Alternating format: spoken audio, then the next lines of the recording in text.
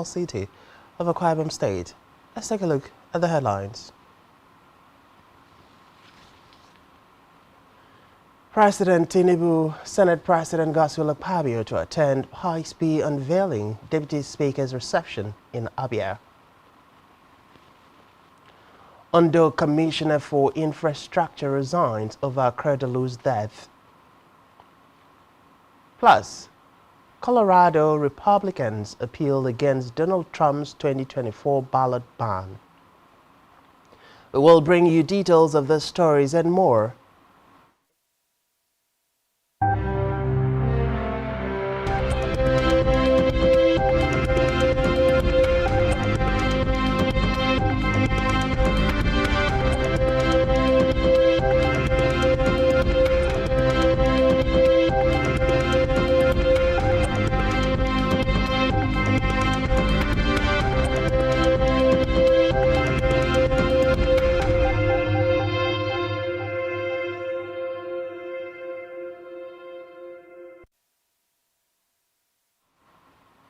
And thanks for joining us. We begin the news this afternoon from the national scene, where President Bola Tinubu has called for more collaborative efforts between the Federal Council and traditional rulers in spreading developments across the country.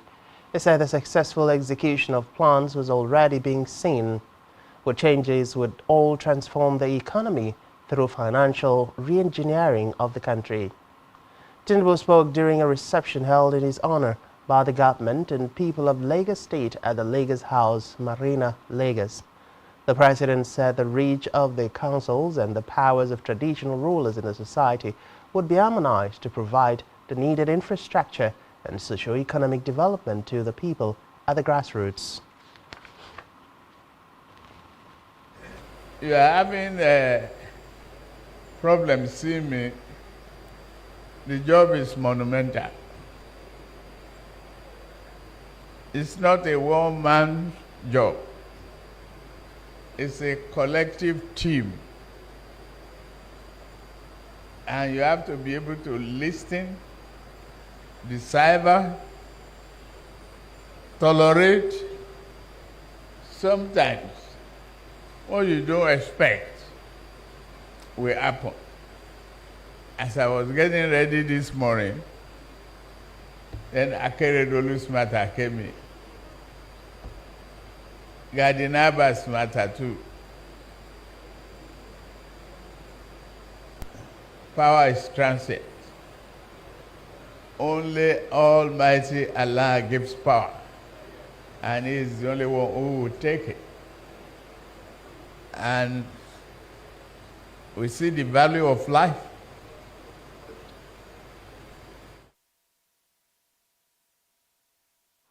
Meanwhile, President Tinubu and the Senate President Godswill Akpabio are expected to grace the unveiling of Peace in the Southeast Project Peace Pie in Abia State. The chairperson, Media and Communicating Committee of Peace P, Mary Ikoku, disclosed these in a statement made available to newsmen in Umuahia.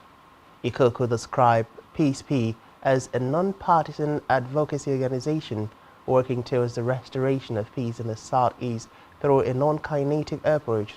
He stated that the unveiling ceremony would coincide with the grand reception organized in honor of the Deputy Speaker of the House of Representatives, Benjamin Kalu.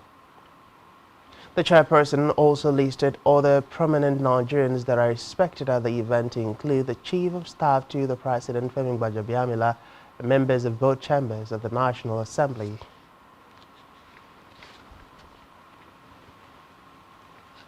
Away from that, Vice President Kashim Shettima has commissioned a multi-million naira redesigned Kano Governor's Office complex at the Government House in Kano. The edifice included a redesigned council chamber, an executive conference hall, and a VIP lounge. Recall that the complex was constructed by the first military administrator of the state, late Commissioner of Police Audu Bako, in 1967.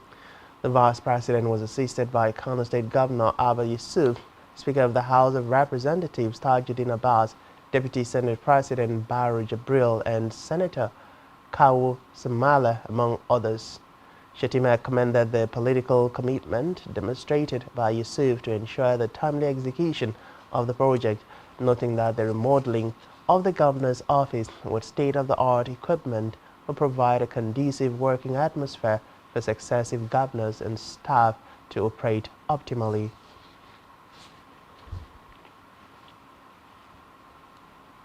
In a separate development, the federal government, through the Federal Competition and Consumer Protection Commission (FCCPC), has fined British American Tobacco (BAT) and its affiliate companies $110 million. The FCCPC said the fine is for alleged infringement on the Federal Competition and Consumer Protection Act, National Tobacco Control Act, and sundry legal instruments.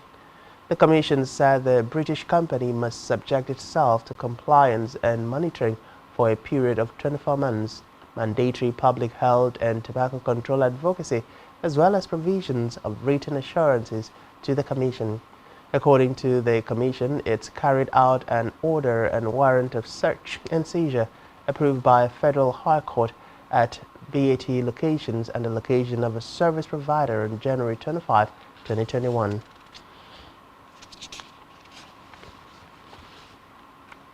We move to the Green Chambers, where the House of Representatives Majority Caucus has condemned the killing of over 70 people in Gashi and Probe district of Bakin Ladi and Bako's local government areas of Plateau State.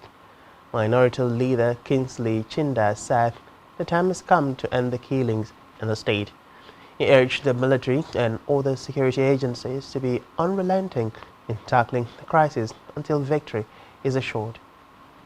In a statement he signed, the minority leader also called on the National Assembly Security Committee to commence a proper and detailed investigation into the persistent killings and proffer legislative solutions to end the same.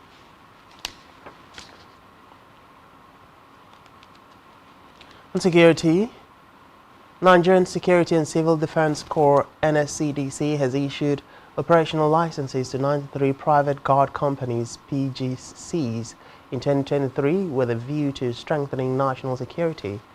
The NSCDC Commandant General C.J. Ahmed Audi said this during an interview with newsmen at the Corps headquarters in Abuja.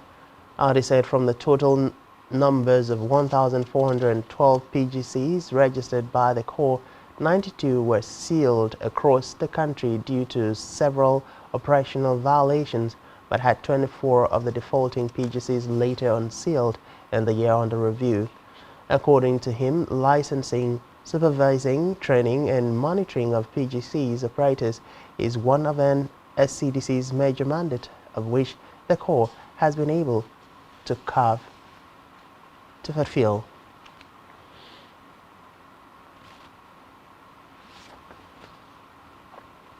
In another development, Ekiti State Governor Biodun Oyebanji has signed into law the 2024 Appropriation Bill with an assurance that his administration is fully prepared to implement the budget for the realization of his administration's shared prosperity agenda. The 2024 Appropriation Christened Budget of Sustainable Growth and Development was presented to the Governor by the Speaker of the Ekiti State House of Assembly, Adeoye Aribosaye, and other principal officers at the Exco Chamber of the Governor Office at Ekiti. 2024 budget estimate 159.5 billion naira, out of which 56% is appropriated for recurrent expenditure and 44% for capital expenditure. Speaking while signing the budget, Oyebanji reiterated his administration's determination to ensure that the budget is fully implemented to drive sustainable growth and improve the standard of living for the people of Ekiti State. In a related development, Enugu State Governor Peter Mba has signed a 521.5 billion naira Enugu State 2024 Appropriation Bill into law, saying it would engender disruptive economic growth, radical infrastructural development, and efficient service delivery. Mba, who said that the appropriation law, consisting 414.3 billion naira capital expenditure, representing 79% of the budget, and 107.2 billion naira, representing 21% of the budget, would rely heavily on internally generated revenue (IGR), charge members of the executive arm of government on robust revenue mobilization and service delivery. Speaking during the budget signing, which was witnessed by members of the State Assembly led by the Speaker, Uchenna Ugu, as well as commissioners and other top government functionaries at the Government House, Mba thanked members of the state legislature for their support across party lines. He said the expeditious passage of the budget was a product of executive legislature collaboration during the making of the budget estimates, listing the multiple gains expected from the budget. Naira in the next year. So this is the first time in the state we are spending that size of funds for capital projects.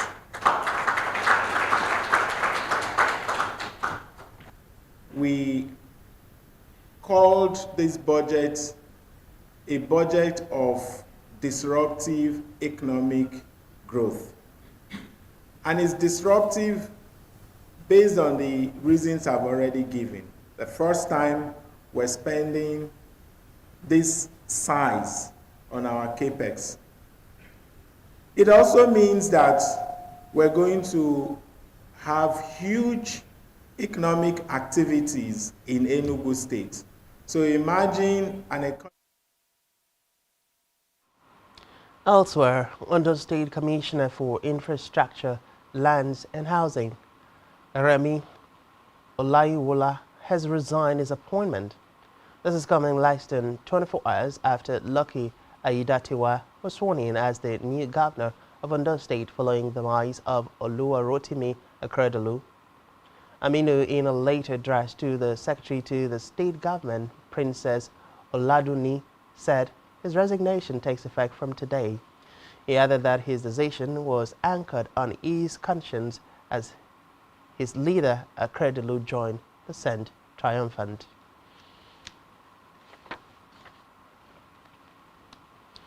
We move now to Africa, where the presidency of the Southern African nation has said that Zambian Foreign Minister Stanley Kakubo has resigned amid suspicions surrounding a business deal with a Chinese businessman.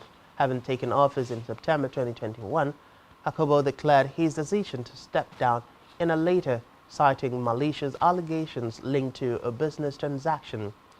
The move followed the circulation of a viral video showing two individuals counting bundles of cash on a table. According to reports from the Chinese embassy, in 2022, over $3 billion was invested by more than 600 Chinese companies in Zambia.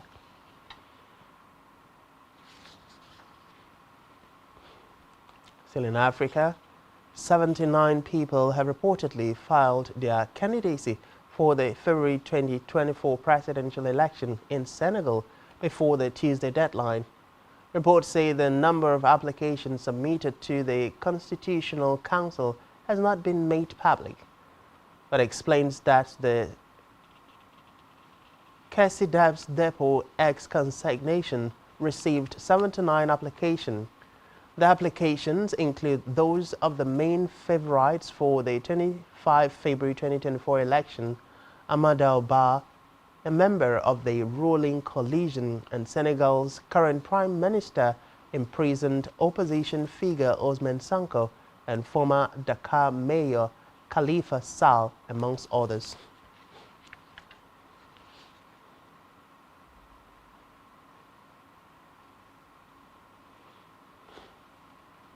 On the foreign scene, Colorado Republicans have appealed to the U.S. Supreme Court after the state's top court ruled that former U.S. President Donald Trump was ineligible to run for president. In its appeal, the Colorado Republican Party's legal team accused the state Supreme Court of fundamentally changing the course of American democracy. They noted that the decision would distort the 2024 presidential election and would mar courts henceforth in political controversies over nebulous accusations of insurrection. Reports say Colorado is the only U.S. state to strike Trump from the ballot under a U.S. constitutional clause called the 14th Amendment, prohibiting anyone engaging in insurrection or rebellion from holding public office. Recall that last week the former president was disqualified from running in the state for his alleged role in the January 6, 2021 attack on the U.S. Capitol.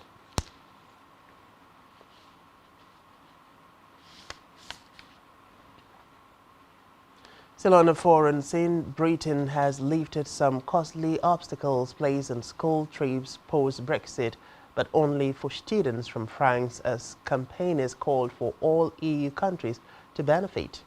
The decision follows talks earlier this year over the issue between Prime Minister Rishi Sunak and French President Emmanuel Macron.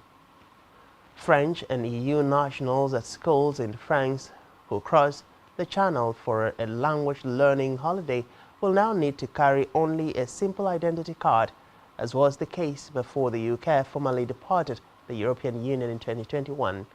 While non-EU nationals attending French schools will still need a passport to enter the UK on a language learning holiday, as London has scrapped the need for them to have a visa costing £115.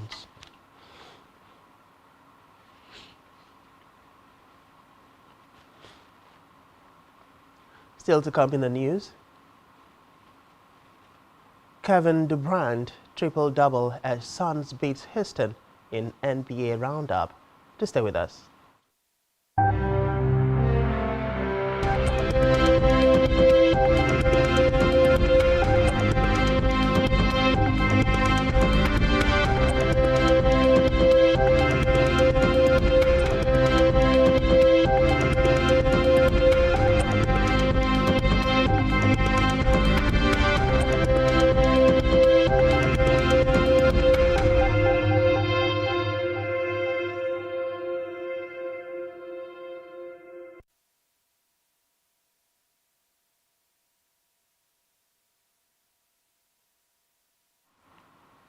Many thanks for staying with us.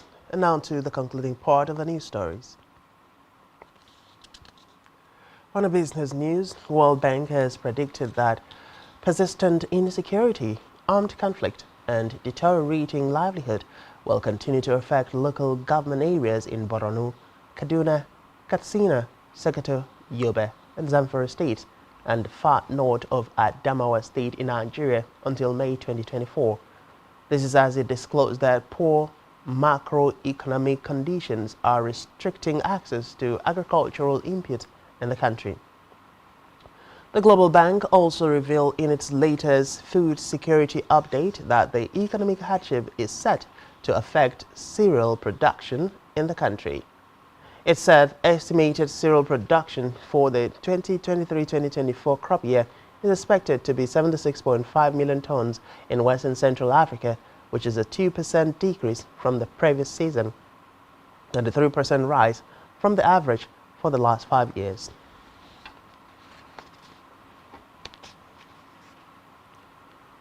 Meanwhile, World Bank has also said that it has disbursed $1.45 billion from the $1.5 billion State Fiscal Transparency, Accountability and Sustainability Program Fund to the coffers of the federal government.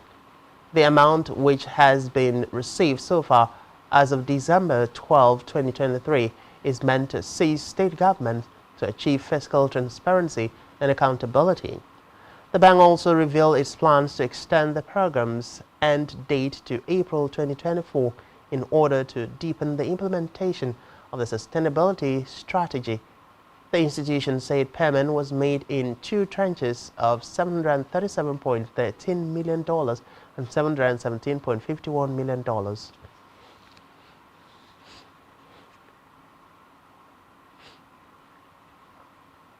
In held a pediatric pulmonologist at the University of Ibadan, Professor Adogoke Falade has reiterated the importance of exclusive breastfeeding for infants as part of treatment for cold. He made the recommendation during an interview with newsmen in Ibadan. Falade, who is also an honorary consultant, radiatrician, at the University College Hospital Ibadan listed all the treatments for the common cold to include cleaning of nasal discharge in infants and older children and administering home remedies. The pediatric pulmonologist noted that the common cold, also known as acute coryza, is very common in children and is associated with low-grade fever, sneezing, nasal discharge, and cough. We move now to sport, where Kevin Durant posted 27 points and 10 rebounds in the Phoenix Suns' 129-113 victory over the Houston Rockets. Durant matches his career high of 16 assists to make it a triple-double, while Devin Booker added 20 points. The defeat is the Rockets' third in 4 games, despite impressive performances from Alperen Sengun with 24 points and Jalen Green with 23 points. Still in sport, Hwang Hing-chang scored twice as Wolves inflicted a 4th consecutive Premier League defeat on Brentford side at the GTech Community Stadium. The result lifts Gary O'Neill's side up to 11th in the table, with the Bees, who were without 10 players through suspension or injury, 4 points above the relegation zone in 14th. The opening 3 goals of the Counters arrived in a 4-minute period in the first half, with Mario Lemina heading in a Pablo Sarabia delivery from the 2nd consecutive game to give Wolves the reflect start.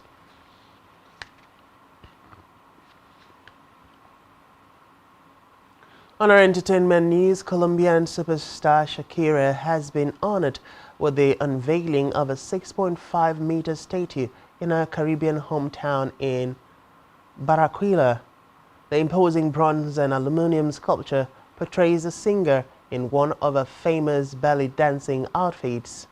The 46-year-old's pose is evocative of the iconic music video for a 2006 chart-topping hit, Hips Don't Lie, which featured Wyclef Jean. An unveiling ceremony took place on the banks of the Magdalena River and was attended by Shakira's parents, William Mubarak and Nidia Ripoll.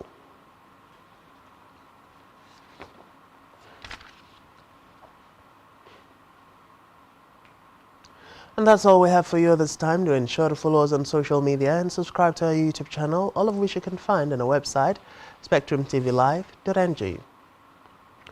You've been watching Spectrum TV News at 2. I am Francis Oyima. Edit. Many thanks and do enjoy the rest of your day.